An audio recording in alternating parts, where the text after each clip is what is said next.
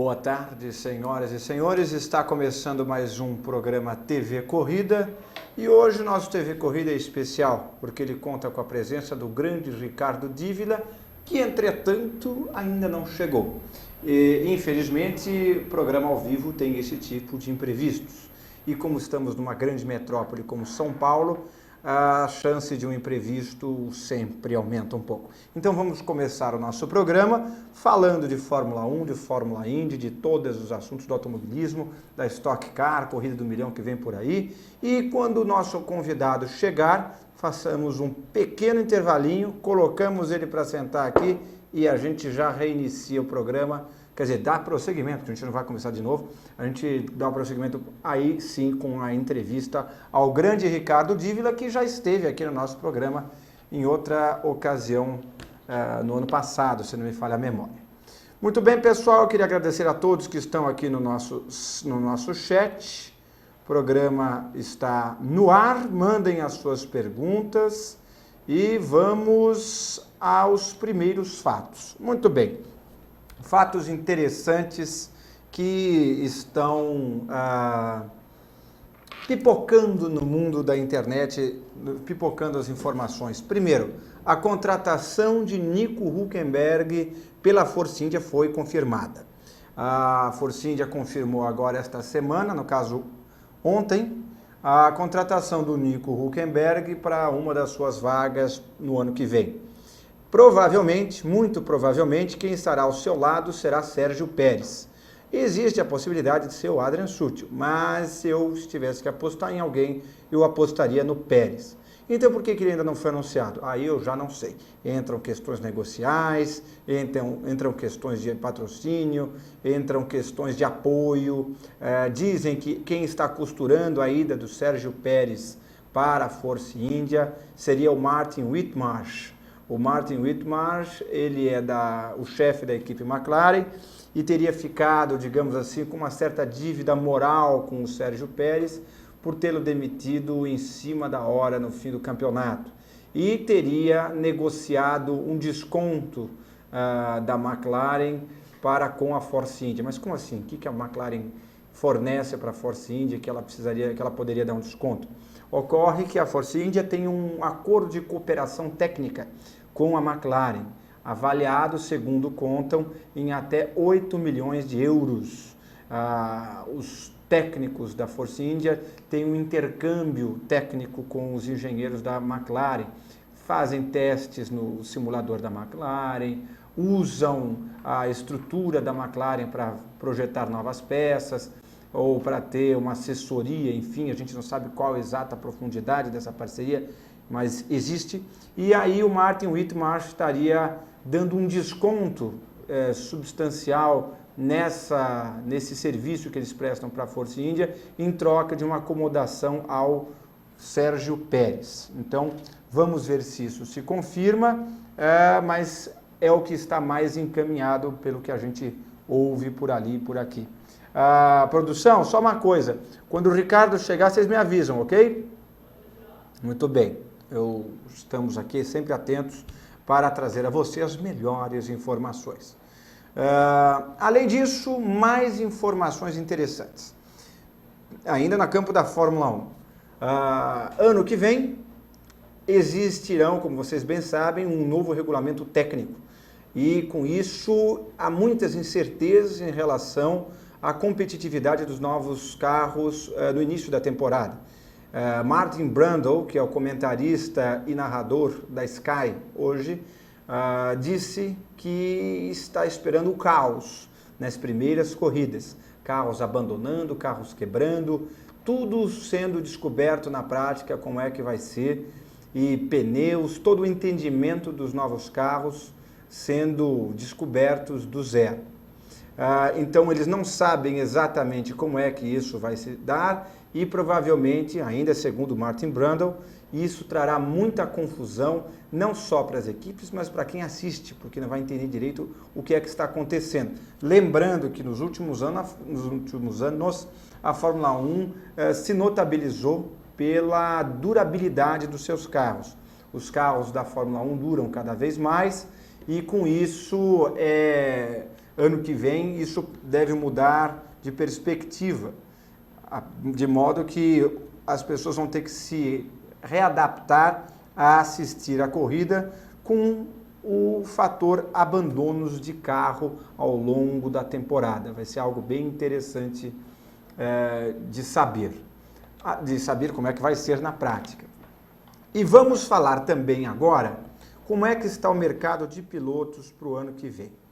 Quem vai correr aonde? Quem está confirmado, quem está ainda não confirmado, mas bem encaminhado, e quem está apenas negociando para ser um azarão nessa corrida. Deixa eu só fazer uma coisinha, pronto, já fiz o que eu queria fazer. Muito bem, vamos aqui, estou aqui abrindo a lista de confirmados para o ano que vem. Se a porcaria me der o ar do funcionamento. Eu adoro esse computador, eu faço votos de que ele seja muito feliz nas trevas, que é de onde ele nunca deveria ter saído. Muito bem, aqui está. Eu acho que aqui esteja, pronto, aí está. Muito bem, quem está confirmado para o ano que vem? Na Red Bull temos Sebastian Vettel e Daniel Ricciardo. Na Mercedes, Lewis Hamilton e Nico Rosberg. Na Ferrari, Fernando Alonso e Kimi Raikkonen. Na Lotus, Romain Grosjean e Pastor Maldonado. Aliás, esta dupla também é outra que foi confirmada da semana passada para cá. É outra novidade da qual eu vou falar também sobre a confirmação do Maldonado. Aliás, a confirmação de Hülkenberg na Force India veio depois da confirmação do Maldonado na Lotus, não por acaso. Na McLaren, Jenson Button e Kevin Magnussen. Na Force India, Nico Hülkenberg confirmado e ainda em dúvida, Sérgio Pérez ou Adrian Sutil. Na Sauber, Adrian Sutil ou Esteban Gutierrez ou Felipe Nasser ou até mesmo Sergei Sirotkin. Vamos falar agora dessas dúvidas. Da Force India eu já falei da questão que deve ser o Sérgio Pérez e o Adrian Sutil ainda correndo eventualmente por fora. Na Sauber, o Adrian Sutil é muito cotado. E a segunda vaga, que seria do Sergei Sirotkin, não está tão garantida assim, porque a equipe aferiu ao muito com ele naquelas exibições na Rússia, nos dias de testes do carro da Ferrari que ele fez, que ele ainda está muito cru. Muito cru, então ainda não é a hora dele estrear. Além disso, também há dúvidas em relação ao dinheiro do russo, se é que ele tem esse dinheiro todo que prometeu. Ao que tudo indica, isso ainda não está confirmado, isto é, que ele tem esse dinheiro e, portanto, a vaga ainda não é dele. Lembrando também que ele ainda não tem a superlicença da Federação Internacional de Automobilismo, FIA, para correr de Fórmula 1. Ele só teria isso depois de correr em categorias X, depois de atingir um mínimo de quilometragem com um carro de Fórmula 1. Então, ele também tem esse outro impeditivo, pelo menos por enquanto. Correndo por fora, temos o Felipe Nasser, que, segundo informações da internet, segundo informações no caso do Vitor Martins, que muitas vezes é citado em alguns lugares como internet, ele teria um patrocínio já garantido do Banco do Brasil de 7 milhões de euros. 7 milhões de euros. Dizem que a vaga na Sauber custa 10 milhões de euros. Então ele estaria correndo atrás de completar esse valor para conseguir ser titular na Sauber. É o que é dito, não é nada garantido, não é um fato consumado. São indicativos de que ele estaria, sim, portanto, em conversas avançadas com a equipe Sauber. Inclusive, exatamente essa negociação com a Sauber que adiou o anúncio dele na Williams. Muita gente esperava que após o Felipe Massa ser anunciado na Williams, ele seria também anunciado como reserva. Isso não aconteceu exatamente porque existe essa possibilidade dele ser titular na Sauber.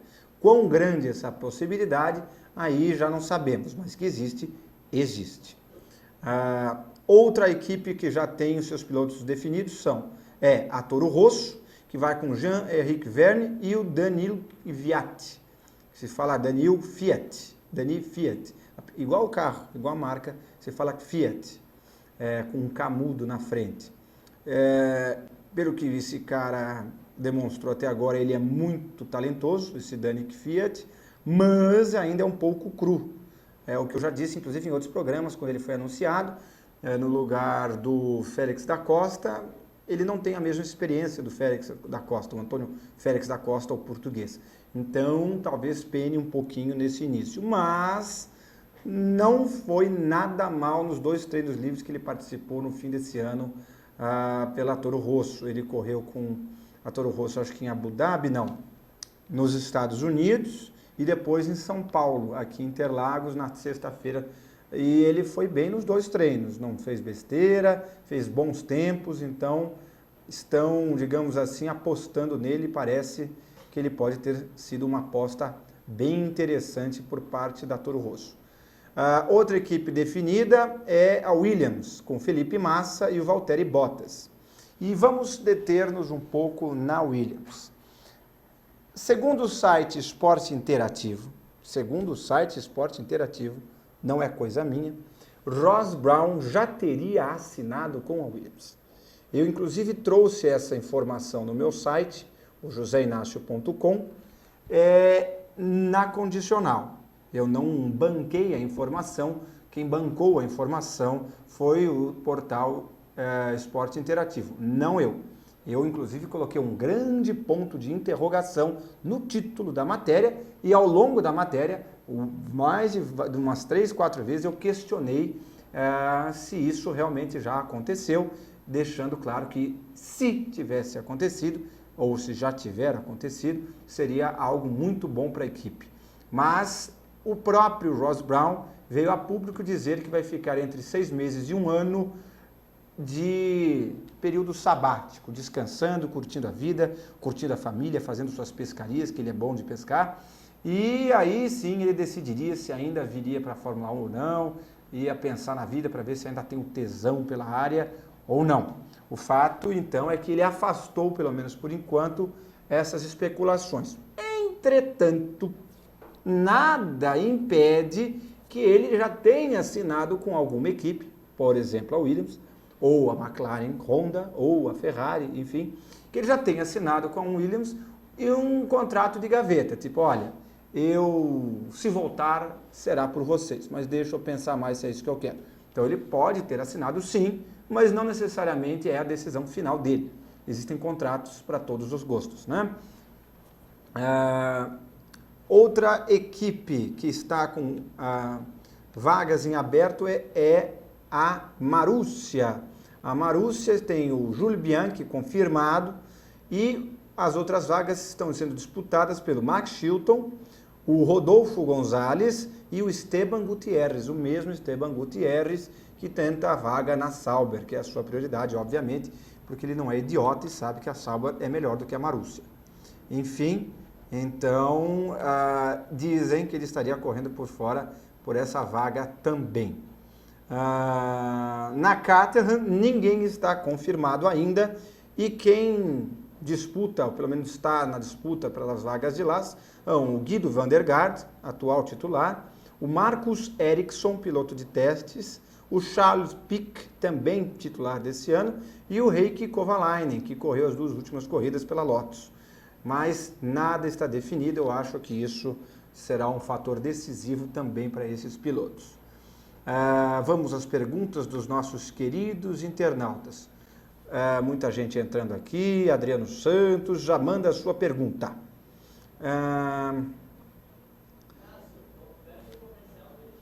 Ok.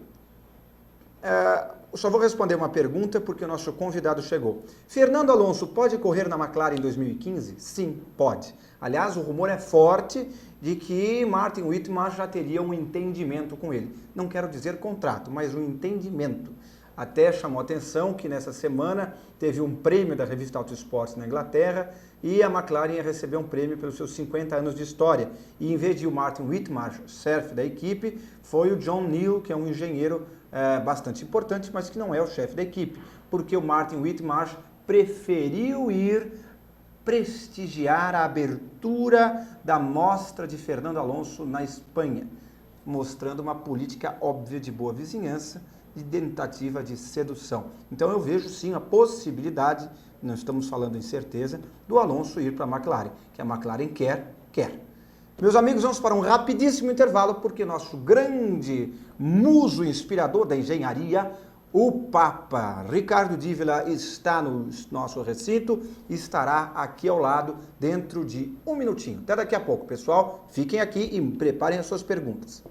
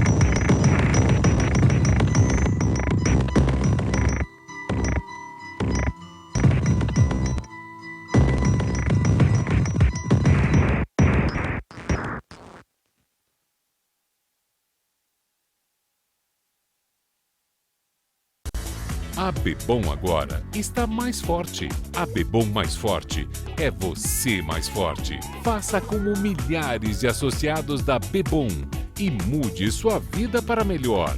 Seja mais um Bebom. Seja mais forte. De segunda a sexta, a partir das 8 da noite, veja como é possível mudar sua vida para melhor. Assista a TV Bebom na internet.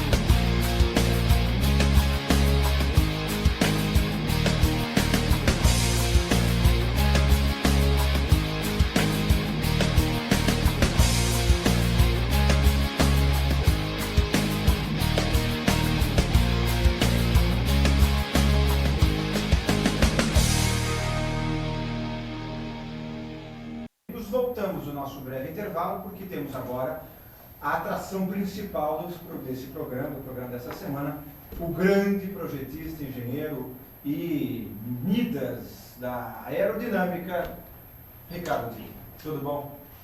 Perfeito, bom estar de volta no Brasil, né? Eu fico feliz da sua volta. Perdi a passagem aqui no WEC, nós estavam brigando por 2 campeonatos, né? Pô, eu acabei não vindo para 6 horas, mas finzinho do ano sempre dá uma passagem, né? É bom estar aqui. Entendi. Mas você está cheio de projetos interessantes. E, aliás, já vamos começar mostrando aquele vídeo. O vídeo está no ponto? Hein? Então pode colocar o vídeo do Copersucar Fittipaldi, na verdade Fittipaldi Copersucar, né? FD01, a recuperação dele. Pode pôr.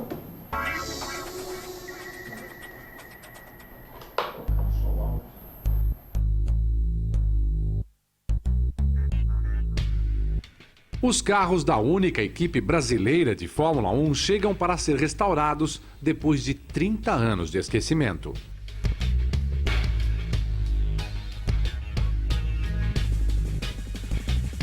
O chassi do FD-01 chegou para receber seus componentes já recuperado numa cromeação especial. O trabalho foi comandado pelo próprio construtor, Wilson Fittipaldi Jr. Com o patrocínio da Dana, todas as centenas de peças e componentes foram restaurados ou reconstruídos. Darcy Medeiros, o mesmo mecânico que trabalhou no FD-01 há 30 anos, foi o responsável pela montagem. O motor Cosworth V8 de 450 cavalos de potência renasceu com peças vindas da Inglaterra. Foram 7 meses na reconstrução minuciosa de cada detalhe. Um trabalho extenuante que envolveu pelo menos 4 profissionais especializados montando e revisando todos os sistemas.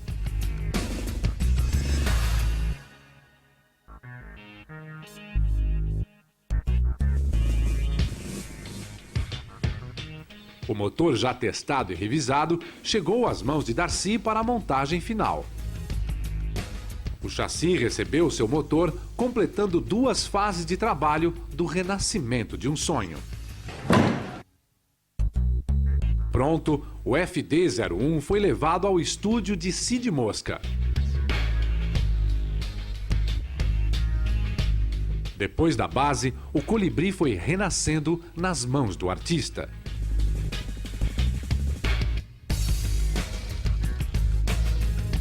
O colorido inovador retorna aos poucos.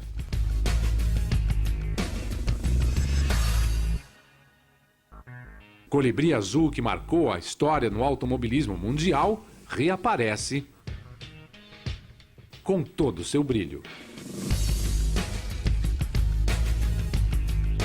Montagem completada. A aerodinâmica, as cores e a inovação do FD-01 vão para a pista no seu primeiro teste dinâmico. O mesmo piloto, a mesma emoção, aceleram para um teste de sucesso.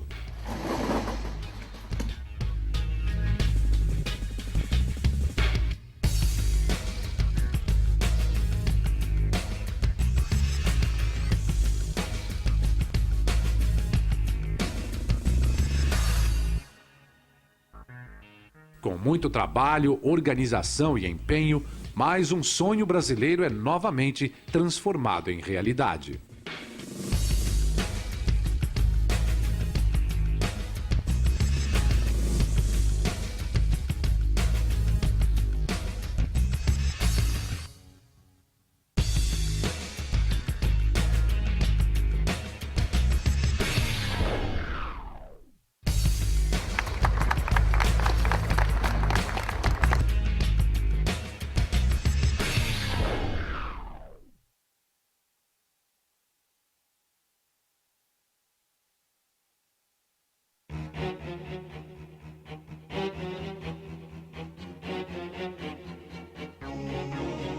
Ele está de volta, acelerando em Interlagos o primeiro carro de Fórmula 1 construído no Brasil. A Dana apresentou o Fittipaldi FD-01 à imprensa, na pista que foi sede de seus primeiros testes dinâmicos. Todos puderam ver em detalhe o trabalho de recuperação do carro que foi mostrado pela primeira vez ao público brasileiro em outubro de 1974. Wilson Fittipaldi Jr., o construtor, Darcy Medeiros, que trabalhou na construção do carro em 74 e agora em sua restauração, atenderam a todos, contando histórias e se emocionando com a festa. No ano em que a Dana comemora o seu centenário, o FD-01 faz 30 anos. O reencontro do carro com as curvas de Interlagos é uma das melhores imagens dessa festa. A satisfação do dever cumprido. O primeiro a ir para a pista foi o Wilson Fittipaldi. Interlagos já não tem seu lendário traçado de quase 8 quilômetros, mas a mística permanece. O filho de Wilson, Christian Fittipaldi, foi o segundo piloto a ter o privilégio de acelerar o carro. A emoção, tanto do pai quanto do filho, é evidente. Completando a festa, Ingo Hoffmann, segundo piloto do time Fittipaldi. Ele assume o comando do FD-01, relembrando a primeira vez que acelerou o carro. Uma verdadeira viagem no tempo.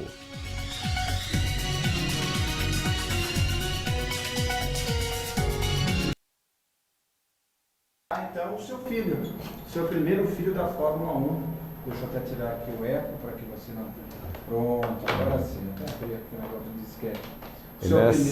Nessa está fazendo 30 anos, né? Recuperação, agora são 40 anos. Não? É verdade, porque isso foi em 2004, estamos aos pés de 2014.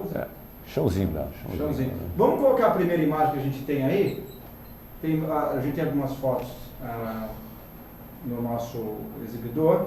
Aí está o teste de túnel de vento dele, não é isso?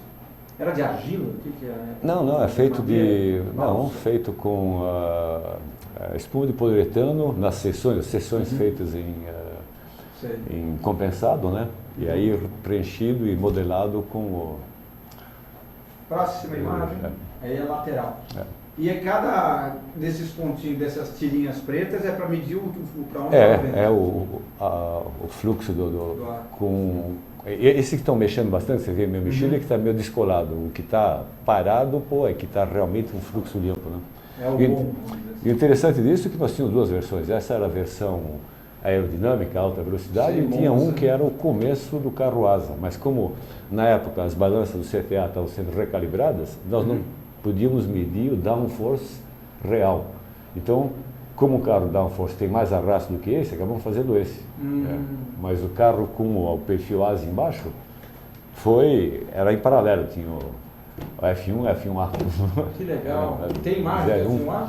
Eu tenho. Depois eu quero eu preciso te mandar, tem algumas, tem pouca coisa disso, né? Mas é interessante o negócio que era um full ground effects sem saia, que tinha essa interdição. O carro asa realmente vingou com a Lotus quando o Chapman atropelou o regulamento e botou a saia encostando no chão, né? E acabou fazendo forçar e aí pegou, nunca mais voltou, né? Que bacana. E além disso, além da Fórmula 1, que você obviamente por muito tempo, vamos colocando mais imagens, vamos colocando as próximas imagens. Qual a próxima imagem que a gente tem aí? Vamos ver. A hora que estiver no ponto você põe, viu? Produção. Isso. Bom, aí está a Minardi. Foi o último carro que você projetou na Fórmula 1? Não, esse trabalhei junto com o... Brunner? Não, esse ainda com o... Janus. Esse tem o apelido dele, Ele é de onde? Foi o diretor técnico da Ferrari, todo esse tempo agora, até ir para... Tom Bazis? Não, Tom Bazis não, diretor técnico Costa. Mesmo, Aldo Costa. Costa. É que a gente nunca pensa no Aldo. Foi Mercedes. Eu nunca penso no Aldo, penso no apelido dele, que não era muito. Que não era muito publicável. Muito publicável. Esse daí? Esse é um bom exemplo da evolução. Foi minha última Ligier, né? A GS33. E do lado está... O mais clarinho é Ligier. O mais clarinho. E do lado é o Fórmula 3000 da Prost. Então isso aí tem exatamente 10 anos de evolução entre o Fórmula 1 e o Fórmula 3000. Você já vê a Fórmula do 3000 indo para o esquema de asa com o suporte para baixo, né? Esse foi uma maravilha. Esse foi... Deixa eu nessa imagem um pouquinho. 5 campeonatos em seguida que nós ganhamos no Japão. Esse com o Benvenuto Trenoyer. Nós ganhamos... Esse foi o ano bom mesmo, né? Qual é o nome desse projeto aí? Esse é o Fórmula Nippon japonês, né? Com motor Toyota, o chassi baseado meio Lola, usamos o chassi da Lola, a minha suspensão, o motor Toyota, para fazer o campeonato Fórmula Nippon japonês. Nós ganhamos esse campeonato 5 vezes em seguida. E as últimas 3 vezes foi o triplo campeonato. Foi piloto, equipe e piloto número 1, piloto número 2. Então, campeão e vice. Campeão e vice, né, E o Trenoyer, com aquela vista icônica do Monte Fuji atrás, né? E você vê que era teste de inverno, né? Não, isso já no começo do ano, você ainda tem isso, essa é a primeira rodada do ano. Então, né? ainda estava frio, porque depois fica só a pontinha dele. Aí só a pontinha fica branco, né? Exato. E próxima imagem. Bom, esse foi o rendimento finalmente terminamos a corrida, né, com Delta Wing em Atlanta. Chegamos em quinto, mas devíamos ter sido segundo, pô. É que como nós não éramos era o carro fora do campeonato, seria o número 0, né? Toda vez que tinha um safety car, a gente ficava travado. Eles passavam, os caras do campeonato deixavam passar o safety car, né? O overpass, e nós ficamos, né, pô? Mas na realidade foi a prova, né? Porque Le Mans, a Toyota jogou a gente para fora, pô, e nessa daí... jogou literalmente. Literalmente. Essa aí nós chegamos direito, chegamos no fim da corrida, né, pô? E ele serviu como base para um projeto próprio da Nissan, né? Como Aí, base, eu digo, o conceito dele. o conceito do Ben Bowlby, que era fazer um carro para Indianápolis, né? Fazer um carro da RL. Isso. Não foi aceito, né, pô? Aí ele veio conversar comigo, nós discutimos o negócio e peguei a Nissan, pegamos o motor e tocamos o negócio para frente. É um negócio muito interessante, né? E o ano que vem, Garage 56, é com o sistema híbrido elétrico, né? O Zero Emission On Demand. Então, um carro também interessante. Esse aí é o seu GT. Esse é o GTzão, fiz em 2008. Esse carro era para correr 3 anos, de né? trás também é. De trás é o carro do João Paulo Oliveira. E o outro atrás já é a Honda, o NSX. Mas esse carro era para fazer 2008, 2009, 2010. Foi tão bem, pô. Inclusive ganhamos 2 campeonatos seguidos, esses últimos 2. Não esse ano foi o Alex, mas os últimos 2. Com esse carro ganhamos 4 campeonatos, né? Só. De 2008. E só se mete em frio, hein? Eu gosto de acumular campeonato, né? Esse é a sua menina dos olhos atual. Esse é um LMP2. Nós começamos a fazer o carro como um LMP1, mas não conseguiu acertar. Era fazer com a Pescarolo, como equipe, fazer rodar. Não conseguimos arranjar motor, Pescarolo não arranjou financiamento. Então fazia uma versão LMP2 com a Astraca. A Astraca normalmente corre em LMP1. Né? Decidiram desse ano recolher um pouco os fretes, faz um ano em LMP2, mas o monocoque já é no regulamento 2014, LMP1, e teoricamente definiu o negócio de motor para 2015, ele faz 14 com isso daí, LMP2, e 2015 volta para LMP1. E você tem aí a planta dele, não é? Sim, essa... É publicável? Estamos mostrando os segredos? Não, tudo bem, porque não dá para ver tão bem, né, pô? Mas essa é, em primeira mão, é o último layout do carro. Né? O blueprint dele. Esse é o blueprint dele, final, que vai agora para botar o carro no chão em fevereiro, meio de fevereiro. Que legal. Tá aquela pauleira, né, pô? Terminando agora a nossa passagem aqui pelo Brasil, de volta para a França dia 10, dia 12 Japão até dia 22, toque final para fechar o projeto inteiro, né? Volta para a França dia 24, dia 1º já estamos... Dia 1º já estamos... O meu está ruim? Meu microfone está ruim? Então vamos trocar o microfone aqui. Dia 1º de janeiro, saindo para Daytona, a gente testa 3, 4, 5 com o GTP, em vistas das 24 horas de Daytona, dia 25 e dia 26. Dia 5 sai do treino de Daytona com o GTP, que é um Nissan GT3 na versão americana, para o campeonato americano Tudor US Sports Car Championship. E como é que está a conversa da questão da Le Mans do DP com o LMP, essas coisas? Está complicado agora, porque deram para fazer uma equalização entre o DP e os LMP, o DP vira uns 8 a 9 segundos mais lento que um LMP2. Então, estão travando um pouco o LMP2, limitando a quilometragem do motor. Então, você tem que ter um mínimo de quilometragem, então tem que baixar um pouco os cavalos do LMP2. Estão botando freio de carbono no Daytona Prototype, fizeram uma aerodinâmica com difusor bem mais avançado. O carro ganhou 60% mais de downforce comparado com o Daytona Prototype. Tem uns 80 cavalos a mais. Caramba, e mesmo assim... Isso tudo para alcançar o LMP2? Para equalizar. Agora teve o problema que apareceu no Daytona, com toda essa carga aerodinâmica a mais, está começando a explodir pneu no banking, né, pô? Tem o caso dos 2 DP que voaram, explodiu o pneu, o carro virou ao contrário. Aí decolou com aquele difusor que vira uma rampa. Não tinha difusor. Com o difusor virou uma rampa e decolou, né, pô? Então não sei o que está acontecendo, mas essa semana os caras estão correndo desesperadamente para ter uma solução técnica nos DP, para o treino de Daytona 3, 4, 5 de janeiro. Né? Tá complicado o negócio. Pô, né? Bom, mas vocês são todos tão criativos que vocês vão descobrir algum... Eu algum estou com o GTD, é o bom velho Nissan GTR, né, pô? Que esse ano demos uma... E vão continuar com aquele chassi vermelho que a gente mostrou na foto? Vocês vão mudar muita coisa? Oh, No de turismo? não, esse é o GT500. Isso, no GT500. O GT500 no Japão passou um carro novo com um chassi comum entre o DTM e o GT500. Uhum. Essa não tem Até nada para a ver. um Essa eu tô... ainda, Esse é Japão. mas dá uma coceirinha, né?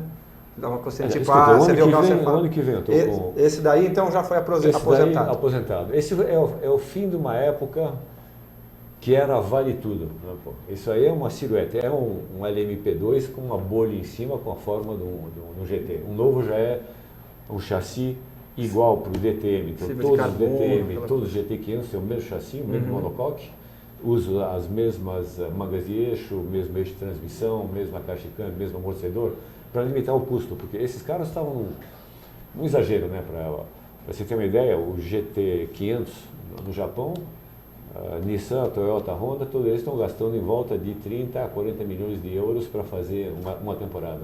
Caramba. Por um campeonato nacional, é só nacional, né?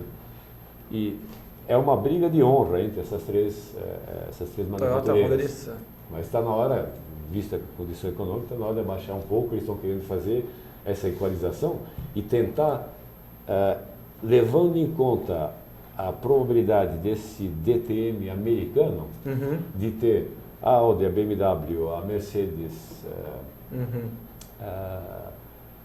Eventualmente. e os japoneses, Nissan, Toyota e Honda, todos eles usaram esses carros, como a gente tem essa comunalidade, todo mundo ia andar nos Estados Unidos. Então você tem um DTM global, efetivamente. Como um GT era para 500. ser o ITC, né? Exatamente. Em 96. Era Porque o para ser o DTM ITC. está meio parado na forma deles. E também, só para fazer isso só para a Alemanha, para a Audi, para a BMW, para a Mercedes, é um negócio muito caro. Agora, fazendo Alemanha e Estados Unidos, e japoneses fazendo Japão e Estados Unidos, tendo essa comunalidade Comunicabilidade, enfim. Então, essa é mais rentável para fazer sinergia. um negócio. Dá para fazer um negócio bem mais interessante. Vamos ver para onde vai. Mas isso nós estamos falando em 2015, 2016. Né? Entendi. A tendência, todo mundo quer fazer isso. Né? Agora vamos falar um pouco de WEC. Você faz parte da banca que definiu o futuro do regulamento técnico da WEC 2014 e provavelmente 2017 que vai vir uma outra série de nós já modificações. definimos o regulamento da Ano que vem. da LMP1, então está fixo de 14 até 14, 15, 16. Né? E o LMP2 demos uma empurrada a mais, mesmo por causa da condição financeira e econômica mundial. Então os LMP2 atuais vão até 16. Então é na próxima mudança, quando mudar o P1, o Vai mudar o P2 também vai mudar. E Inclusive, eu devia estar saindo para Paris amanhã para estar Participando. Tem uma reunião dia 6 agora, mas com o calendário, como foi até agora, não deu. Né? Em todo caso, já apresentei toda a programação da parte da Nissan e da parte da Dom, então eles já sabem, eu já tenho a agenda. Já sabem da que pé reunião, você está. Já sabem qual é a nossa posição quanto a isso. Né? Entendi. Mas, basicamente, o que P2 muda? deve ficar como o P1, carro fechado, mesma dimensão. Isso em 17 em diante. 17 em diante. Nós estamos querendo ter essa diferença de peso, diferença de pneu, o pneu obrigatório é menor, o motor também é mais restrito, né? Daí Mas- pode ser até o mesmo motor com restritor de ar, essas coisas, né? Agora, o que ajuda muito, não, a briga está para fazer, em 17, tirar do motor de produção, porque um LMP2, para você fazer um LMP2, fazer uma curva de 24 horas, ter um motor que dure, ter 3 motores por ano, mais um para alemão, custa muito caro, que o motor de produção, andando nesse regime, a revisão é muito cara. É mais barato você fazer um motor especificamente, com bloco específico de corrida, que no fim das contas o custo inicial para fazer o primeiro bloco é mais caro, Mas você paga. durante a utilização do motor é mais barato, sabe? E aí aquela coisa, fazer um regulamento de motor, que o motor seja usado com a mesma configuração por uma série de anos, né? Para não fazer aquela coisa de todo ano ter uma corrida armamentista. E a briga que tem nesse momento é essa questão de... a Mazda quer motor diesel para o LMP2 também, que inclusive é aceito no Theodore Championship nos Estados Unidos, a Mazda está lá com motor diesel. Mas para P2... A Mazda ainda é da Ford? A Ford vendeu tanta coisa, né? Não tem a Ford ideia, vendeu né? Volvo, vendeu Land Rover, Aston Martin, nem sei se a Mazda que fazia para o guarda-chuva ainda é dela. Mas a questão que eu digo, para entrar um diesel, é um carro semi-fábrica, que não está dentro do espírito do LMP2. LMP1 você pode ter um carro de fábrica, tem a Audi, tem a Toyota, tem a Porsche, futuramente, provavelmente nós temos a Nissan também, mas a P2 é para especificamente equipes, é uma equipe particular. E quando começa a entrar, que compra o carro, né, para ir correr. Quando começa a entrar manufatureiro no meio, o preço multiplica. Mesmo com a limitação, não tem limitação de pneu. Sabe, você tem que homologar o seu pneu para o ano, o pneu de chuva tem aquele pneu de chuva, sabe, homologado. E uma série de coisas, pastilha, pinça, né? Uma série de coisas são homologadas, a aerodinâmica do carro é homologada para o ano inteiro, você tem uma opção só para alemã. Todo ano pode ter um update, pode mudar a aerodinâmica, mas não pode custar mais do que 10 mil euros. Sabe? Você pode fazer uma mudança por razão de segurança, tem um triângulo que quebra, então faz uma homologação, problema de projeto, só para reforçar aquela peça, você pode mudar, mas o resto do carro é homologado. Um P1 é livre. Do jeito que começa o ano, termina o ano. E o P1 você pode aparecer toda vez que o carro anda, toda a sessão que o carro anda, com alguma coisa nova. Uma novidade. Mas é a diferença que você tem, Porsche, estamos falando o quê? O rumor é 300 milhões de euros por ano para esse projeto Porsche. São níveis de Fórmula 1. É fábrica. Se a gente for olhar... É o valor de uma Red Bull, que a Ferrari e a Red Bull gastam. Está falando a Audi gasta em volta, com tudo, promoção, negócio, o pessoal está falando em volta de 200 milhões. 200 milhões agora, são 13 anos, desde 99, né? Para 14, nós estamos falando de 2,2 bi de euros que investiram no programa alemão. E então, mais agora da Porsche, que é tudo do grupo Volkswagen. Mas sai de caixas diferentes. Sim, né? Mas sai do mesmo bolso, no fim das contas. Né? Do grupo VAG. Isso. Mas não vai ser um pouco como a Bentley, é guerra aberta entre os dois, sabe? Sim. Realmente os dois estão brigando um com o outro. Né? Vai ser bem interessante de assistir. Ano que vem, inclusive, o Mark Webber, que era da Fórmula 1, para quem não sabe, está correndo, já assinou, inclusive já foi para a fábrica da Porsche para ver o seu novo brinquedinho do ano que vem. E vamos falar então das mudanças. O que muda no ano que vem? Carro mais estreito, pneu mais estreito, LMP1. Carro e pneu mais estreito, mudanças aerodinâmicas. Aerodinamicamente, nós temos, em vez de ter as aberturas para reduzir o lift, se o carro começa a tentar decolar, a gente tem aquelas aberturas no alto dos paralamas, o que eu acho uma aberração, é a minha briga permanente dentro do grupo de trabalho, porque teoricamente reduz o lift da carroceria, mas para quem está querendo fazer um carro aerodinamicamente perfeito, você tem aqueles furos, tem mais arrasto, é uma aberração. Né? A minha briga é voltar para o caso. A aerodinâmica foi sendo limitada, asa na suspensão, na época de 68, 69, quando estavam montados nas mangas de eixo e quebravam. Hoje em dia, a engenharia é um passo muito mais para frente. Você pode fazer teste de esforço, você pode garantir que não vai quebrar. Então, vamos fazer um carro que seja aerodinâmica ativa, com flap que levanta, sabe? Já tem o DRS, que é um negócio meio fajuto, mas porque não ter como nós fizemos do Delta Wing, na reta descia, quando chegava na freada, levantava. Como os carros esportivos hoje em dia tem, né? Tem carro de rua. Bugatti, tem a McLaren. Eu tinha isso aí num Volkswagen... Sirocco? Não, era o outro, já o Corrado. Né? Sei. Aquele tinha um aerofólio traseiro que levantava uma certa velocidade e mudava de ângulo. Isso foi num carro que tinha 25 anos atrás. Um carro de produção. Um carro de produção, né?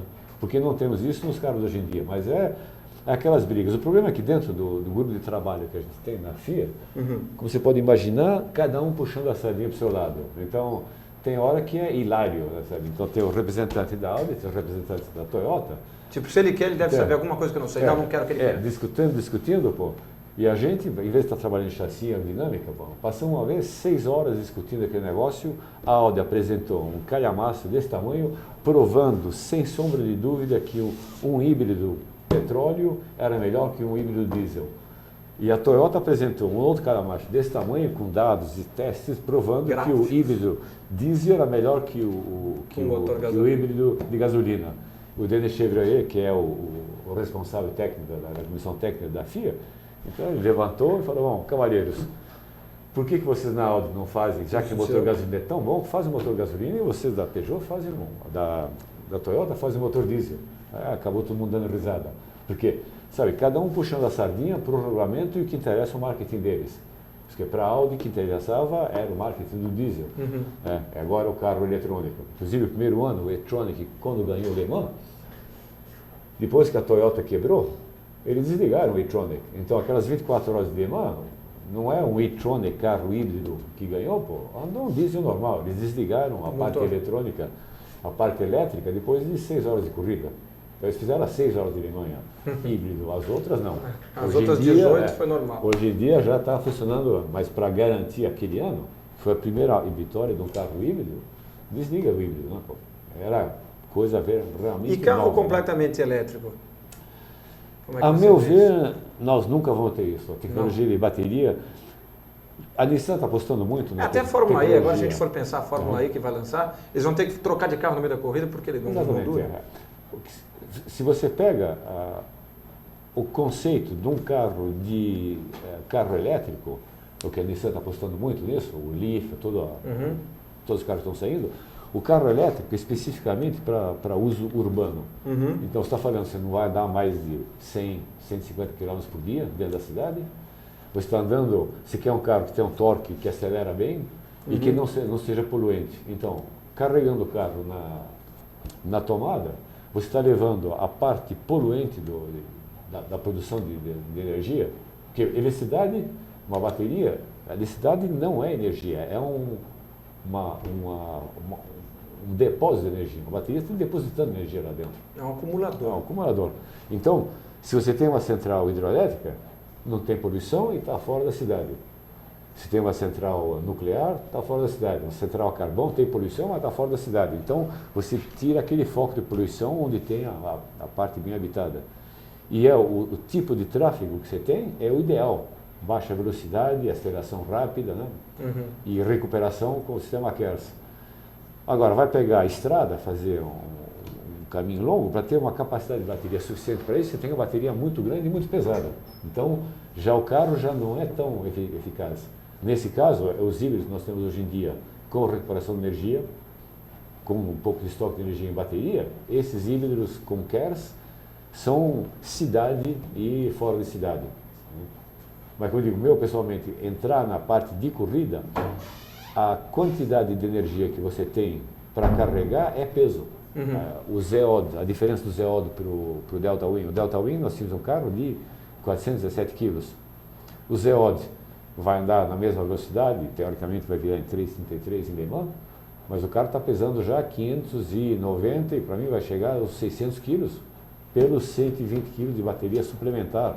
Porque para ter 440 quilowatts para descarregar numa volta, você tem que ter seus 500 cavalos, tem que descarregar o negócio rapidamente, precisa ter suficientemente massa eletrolítica para fazer isso. E o problema também é o aquecimento, porque descarga lenta, baixa potência, não tem problema. Na hora que você quer descarregar isso para tirar os seus 500 cavalos numa bateria, o que esquenta o motor, o que esquenta a bateria, está empurrando o limite de uma bateria de tecnologia lítio-íon, lítio-ar, sabe?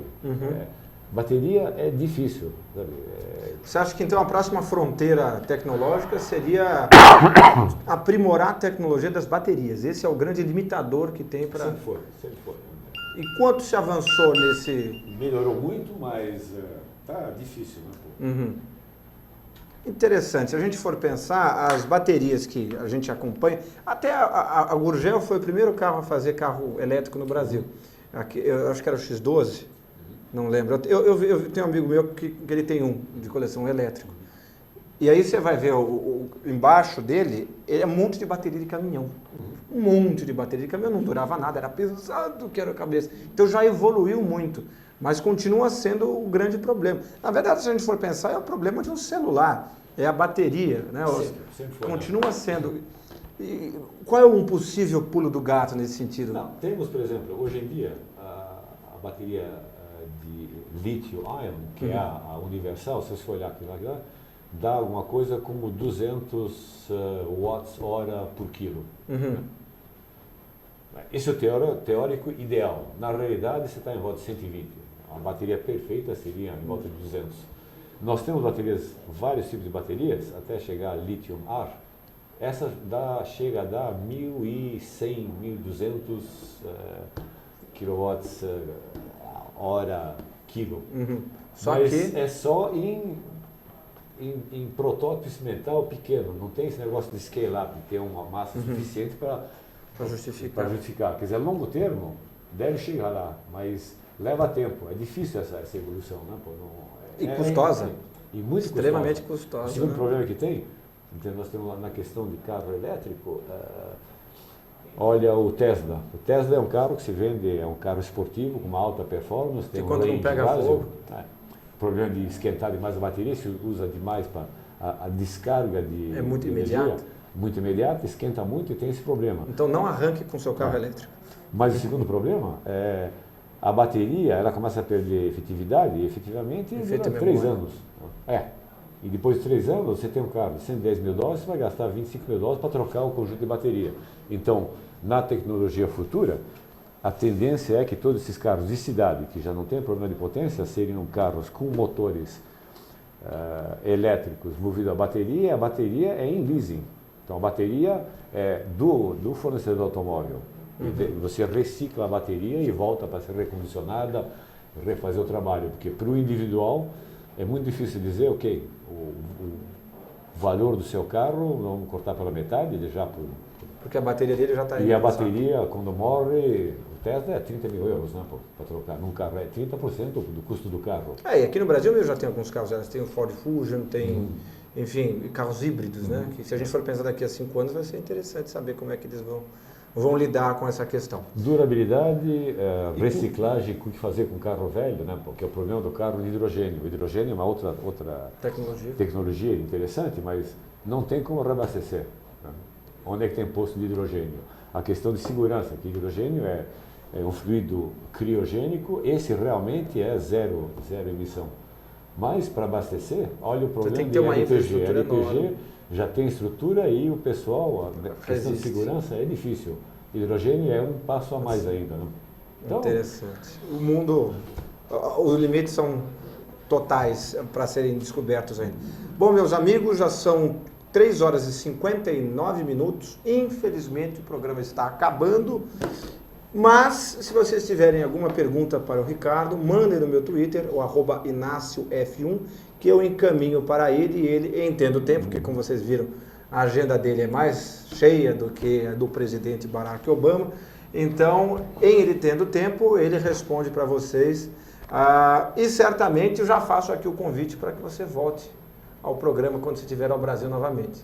Está com cara que fevereiro pode ser de volta outra vez. Ótimo, aí a gente faz um programa especial de 1h30, 2, porque tem tanta coisa para falar. E aí a gente aprofunda as mudanças da LMP2, que já vai ter os testes da DOME para você falar. E já as vamos ver o que está acontecendo na Fórmula 1 também. Na Fórmula 1, exatamente.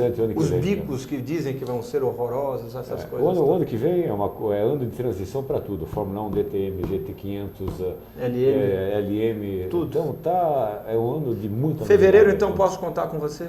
Tem que confirmar ainda. Estou com o bilhete de volta já. Okay. Agora não sei se vai dar para fazer ou não com o calendário que nós temos pela frente. Né? Ok, e aí aquela coisa, já faço até a promessa. Se você não puder vir na quarta ao vivo, a gente grava com você onde você estiver, porque seus inputs são inestimáveis e todo mundo que está em casa vai querer saber exatamente o saber que você pode trazer para a gente. E me desculpo dos 15 minutos de atraso, mas Trânsito São Paulo, tá bravo. Tá vendo? Se tivesse uns carros elétricos.